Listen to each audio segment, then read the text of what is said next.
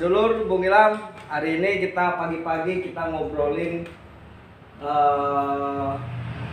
di kali ini sedulur Bung Ilham kita berada di channel YLBK, di channelnya Konsumen Cerdas. Momen pagi ini kita akan ngobrolin tentang parkir bebas. Kebetulan di sini ada perwakilan BPH dari YLBK sendiri. Untuk pertama, Pak, untuk memperkenalkan diri dulu, Pak, para anggotanya, Pak. Selamat pagi kawan-kawan semua, salam konsumen cerdas. Minggu pertama ya, hari Senin. Hari Senin, Minggu pertama. Oke, terima kasih Bung Ilham. Perkenalkan saya Didi Ariana sebagai Ketua Harian Pengurus Yayasan Lembaga Bantuan Konsumen yang di Kabupaten. Saya perkenalkan ini sebelah sebelah kiri saya tim kita, salah satunya ini Abah Sapari. Abah Sapari tidak saja sebagai sekretaris, juga dia sebagai otaknya. Ini nih sebagai YLBK. Kemudian ini Kang Asep Dadan sebagai tim investigasi di beliau yang beraktivitas di lapangan. Itu kita perkenalkan dulu Bung Ilham satu persatunya. Oke, terima kasih Pak Dede Ariana atau biasa dipanggil Papa. Pagi ini kita enaknya memang ngobrolin tentang parkir. Menurut cerita bahwa parkir di Majalengka ini tahun 2020 sudah digagas oleh YLBK untuk adanya parkir berlangganan. Nah, kita akan ngobrol dari awal nih, Pak. Sebenarnya polemik parkir itu apa sih, Pak? Menarik ketika bicara tentang parkir ya Pak ya? Ya Pak? Iya betul. Terkait dengan apa yang selama ini menjadi problem kita di lapangan, khususnya terkait dengan parkir. Waktu itu kita bergagas terkait dengan tidak jelasnya parkir, bukan tidak jelas sih Bang, artinya juga amburadul lah terkait parkir. Di pihak ketiga kan oleh pemerintah daerah, kemudian juga di pihak ketiga kan pada waktu itu pada intinya juga masih tetap amburadul semraut. Nah, kemudian juga sistem lelang juga sama, itu mungkin sedang berproses. Akhirnya kita sepakat dengan teman-teman di LBK pada waktu itu, kita punya inisiatif untuk bagaimana kalau kita mencoba untuk parkir berlangganan pada waktu itu. 2018 kalau nggak salah. 2018 kan ke Samsat. Nah, waktu itu kita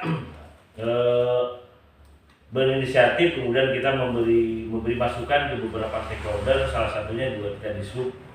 Kita ngobrol bareng dengan disub pada waktu itu, pimpinannya bukan sekarang. Kita bercerita lah bagaimana kalau kita menggunakan sistem berlangganan. Karena waktu itu kita mencoba dengan kawan-kawan, pernah kita ke salah satu daerah, khususnya di Pulau Jawa, di daerah Jawa Timur ya Bang ya. Kita main di Jawa Timur, kita parkir, tapi kita berimpitan dengan orang yang ada orang Surabaya Bang pada waktu itu. Jadi kita diparkir, kenapa yang lain tidak? Nah ini awalnya kan seperti itu. Kita datanya ya. Nah, kita bertanya, apa sih? Nah, akhirnya mereka bercerita bahwa mereka berlangganan. Nah, berlangganan. Kemudian kita coba ngobrol bareng. Akhirnya setelah ngobrol bareng, kita juga ada berinisiatif lah. Kumahaya lamun dibacakan juga kita ingin parkir berlangganan. Nah, karena pada waktu itu emang kalau kita berpikir dengan parkir berlangganan, salah satunya adalah untuk menambah pendapatan. Karena kita dihitung dengan jumlah kendaraan, kemudian kita asumsi dengan banyaknya kendaraan roda 2, roda 4, kemudian dengan nilai angka berapa sih per tahun pendapatan Kabupaten Majalengka PAD pada waktu itu dengan parkir berlangganan kan sangat jauh berbeda. Artinya juga tingkat kebocoran juga tidak. Nah, yang menjadi persoalan bagi kita adalah seberapa jauh sih Kabupaten Majalengka mau pada waktu itu kan itu. Karena pada berlangganan kita hanya waktu itu kita hanya ada 2 kabupaten ya Pak, Iya. hanya 2 kabupaten Majalengka dan waktu itu dengan Bandung. Dengan Bandung. Tapi kesini kurang ke Panderian Pak. Nah, kurang jadi ke Panderian kan bingung oke.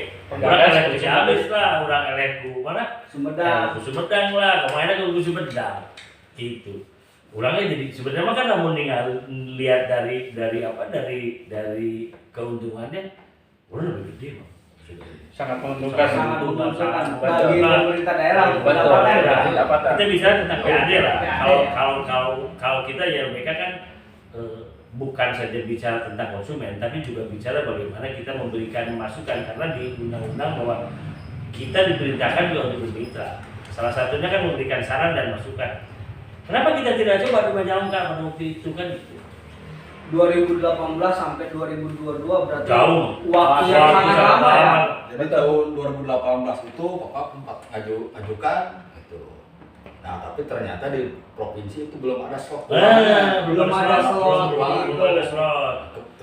Lanjut kemudian di akhir 2019 ada pandemi. Ada pandemi. Ada. Benar. Pandemi dulu. Pandemi. Artinya memang pada saat pandemi itu banyak sekali ya program yang ditunda. Yang tertunda, Iya. yang tertunda. Yang ditunda. Yang ditunda Bang. Yang ditunda. Karena pada waktu itu kan kita sepakat bahwa di program itu bahwa di tahun Ya, selamat datang Pak. tahun kedepannya bahwa kita harus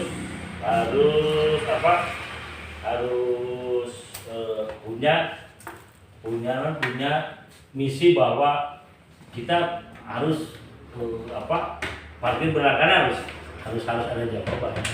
Untuk stakeholder sendiri yang memang secara langsung menangani parkir itu dinas mana saja sih? Ada 2 dinas yang selama ini yang harus kita koordinasikan sebetulnya dengan dinas. Kalau sekarang kan dulu Bapeda, kalau sekarang Bapeda. Pendapatan daerah. Kemudian stakeholder yang langsung berhubungan kan dengan disu dan dinas perhubungan. Hubungannya parkir berangkat dengan Samsat?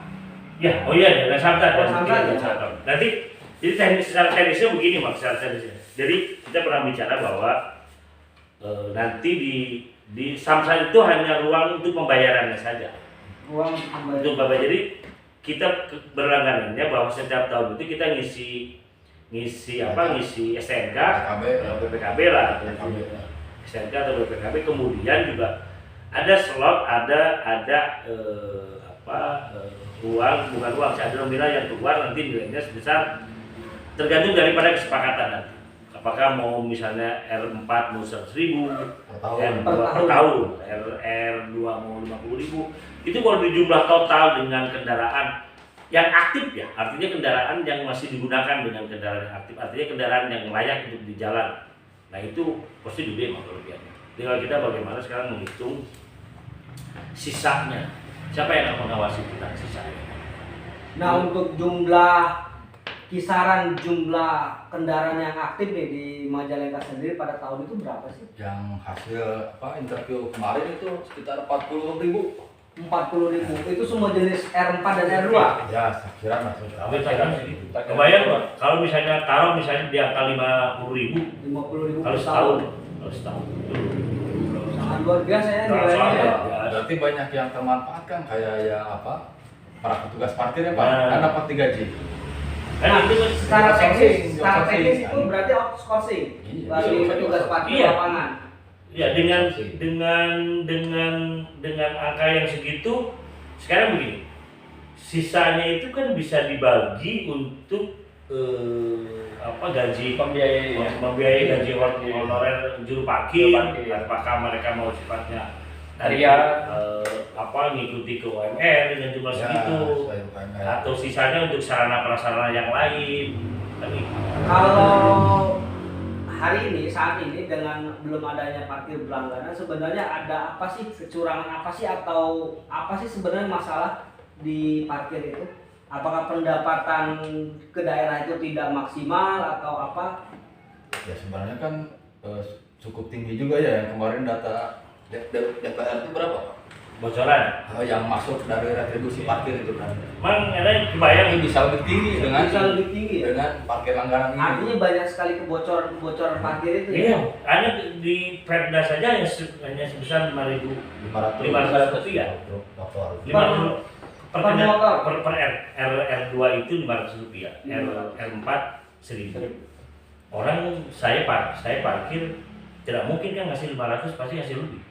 2000 ya. Pasti ngasih 2000.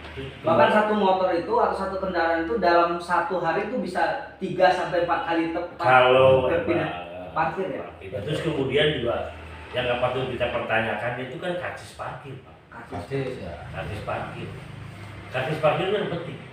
Kalau secara teknis karcis parkir itu dikeluarkan oleh Dinas terkait. dinas terkait. Berarti disu. Dispenda. Dispenda. Dispenda. Masuk ke retribusi itu. Kalau hari ini kan Majalengka bukan Dispenda ya, tapi Bapeda ya, jadi badan ya. Badan. Berarti punya otoritas kuat hari ini ya. Iya. Kalau dulu masih dinas mah kan masih artinya masih ya di bawah langsung ya. Nah, kalau hari ini nih secara teknis itu parkir itu petugas parkir di lapangan posisinya adalah bagian dari binaan dinas terkait atau memang kebanyakannya banyak yang bikin lapak sendiri aja. Titik parkir itu ditentukan oleh dinas terkait. Titik parkir. Titik parkir itu ditentukan oleh dinas terkait, di mana dia memberikan sumber atau sumber pendapatan. Tidak terkecuali dengan Indomaret Alfamart. Jadi kalau Indomaret Alfamart mereka free diangkat ke parkir, karena mereka sudah dikenakan pajak. Jadi kalau titik-titik parkir itu ditentukan oleh dinas terkait. Nah, siapa yang melakukan juru parkir adalah petugas lapangan yang telah ditentukan oleh dinas melalui surat tugas. Misalnya di salah satu tempat itu paginya siapa, tapi dengan surat tugas. Ada ciri-cirinya Sudah mengikuti Berarti pelatihan juga ya Pak. Secara teknis mah dinas terkait sudah ada langsung Ada. pembinaan ya. Iya, udah. Malah kita jadi juru parkir aja, malah kita jadi apa? Narasumber, kegiatan di Kegiatan. Jumlah dari juru parkir di Majalengka untuk sekitaran kota aja itu dalam binaan itu berapa orang sih? Kalau sekabupaten 350 orang. 350 orang. Yang tercatat. Yang tercatat, tercatat. 350. Dinas perhubungan. Itu wilayah kota saja atau Majalengka Seluruh. di beberapa kecamatan juga ada ya? Ada. Yang berpotensi ya, yang berpotensi untuk dilakukan titik parkir, potensi parkir. Kalau dimasukkan dengan parkir langganan, ada tidak sih secara khusus regulasi yang mengatur itu? Harusnya ada. Harusnya ada. Nanti kan diatur oleh regulasi nanti tentang bagaimana parkir berlangganan. Berarti saat ini belum ada regulasi khusus yang itu. Ini memang penting juga ya YLBK untuk terus mengawal karena posisi parkir berlangganan kalau ngomong nilai sangat wah juga untuk pendapatan daerah. Iya.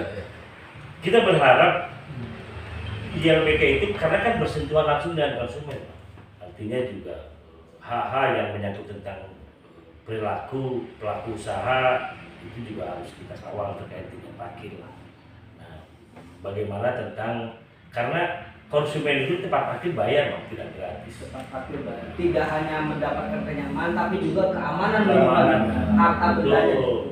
Itu yang kita harapkan. Kenapa kita mengawal parkir itu harus berlangganan? Karena juga potensinya besar, Bang, besar. Belum potensi pendapatan juga nanti tanggung jawabnya seperti apa. Pemerintah daerah tidak saja mengambil memungut uang dari konsumen, tapi juga tanggung jawabnya juga harus jelas. Kalau dalam teknis parkir berlangganan sendiri nih, karena memang pasti itu kan di pihak ketiga kan ya sebagai Enggak. Oh tidak. Tidak. Oh itu kan tidak. pembayaran langsung. Pembayaran langsung Pembayaran dengan langsung. samsat. Tapi nanti untuk pengelolaan, penyelenggaraan bisa. Berarti memang lebih tertata ya. Lebih Terus juga tertata. tanggung jawabnya lebih jelas. Betul. Misalnya ada konsumen yang parkir di satu tempat kehilangan helm apa segala Iya. macam itu bisa langsung diproses ya. Iya, betul. Nah untuk keamanan sendiri wilayah parkir itu hari ini sudah sangat memadai belum sih terkait CCTV atau apa? Ya kita mah ngobrol lepas ya, kan beda ya, ada parkir khusus, ada parkir. Ya betul. Oh, Nah, itu. Ada Nah, parkir. yang di luar itu yang berkeliaran kan sebenarnya itu parkir atau memarkirkan, kan gitu. parkir atau Iya, memarkirkan? parkir atau memarkirkan. Itu yang jadi pertanyaan. Soalnya kalau bicara tentang parkir mang, itu kan ada jalan utama mang, jalan raya jalan Ya. satu, Iya. jalan satu. sebenarnya jalan nasional. Jalan nasional. Nah, kalau jalan nasional dipungut, ke siapa mereka kan begitu? Iya. Itu kan uangnya ke siapa? Uangnya ke juru parkir itu ke siapa? Sementara kan kalau bisa tentang parkir yang ada di Kabupaten Majalengka kan khusus pendapatan pajak artinya jalan-jalan yang jalan-jalan kabupaten. Jangan partikulir ya. Nah, kalau yang jalan itu kan mereka dipungut, saya juga bingung, kemana mana bayar kan gitu. Kalau riwayat hari ini berapa sih sebenarnya pendapatan daerah dari parkir itu? Dikit, hampir sekitar 3 atau 4 M-an ya, kalau 3 M-an. Sebelum berlangganan. Kalau misalnya ya selama ini lah masih banyak parkir dan mau parkir tadi, pendapatannya berapa sih? Itu saya kurang paham. Kurang paham Itu gitu. harus yang lebih jelas ya. Nanti ke Bapak Dasar. Kalau melihat dari parkir berlangganan dengan parkir non berlangganan itu jauh berbeda. Jauh berbeda. Ya. Malah angkanya akan lebih signifikan. Kalau tadi parkir berlangganan, kalau misalnya sesuai dengan skema yang terbangun, target pendapatan daerah sendiri dapat berapa itu nominalnya itu? Kisaran di angka berapa tuh? Kan sekarang PAD itu berapa sekarang? PAD-nya sekitar PAD parkir itu sekarang berapa? Dengan parkir berlangganan kan jauh berbeda. Kelebihannya antara sekitar 4 sampai 3 M. Luar biasa ya. Nah, sisanya itu kan bisa dipakai untuk sarana prasarana. Ya. Kemudian juga untuk honorer juru parkir. Nah, sisanya lagi kan kita harus mengawal. Sisanya itu kan mau dikemanain? Apakah nanti sisanya untuk pemberdayaan atau untuk perbaikan yang lain? Karena di sisa PAD-nya itu kan kita harus juga dikawal. Ya bahkan nyangkut parkir kan urusan parkir ya. Ya. Jadi masalah keuangan juga Harus jelas. jelas, transparan.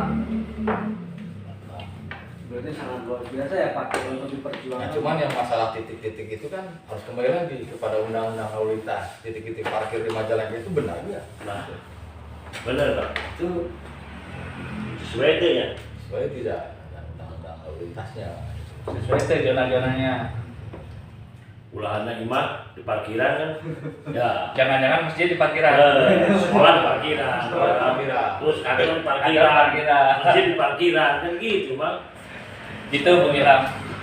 Gitu, Bang. Sangat luar biasa ya.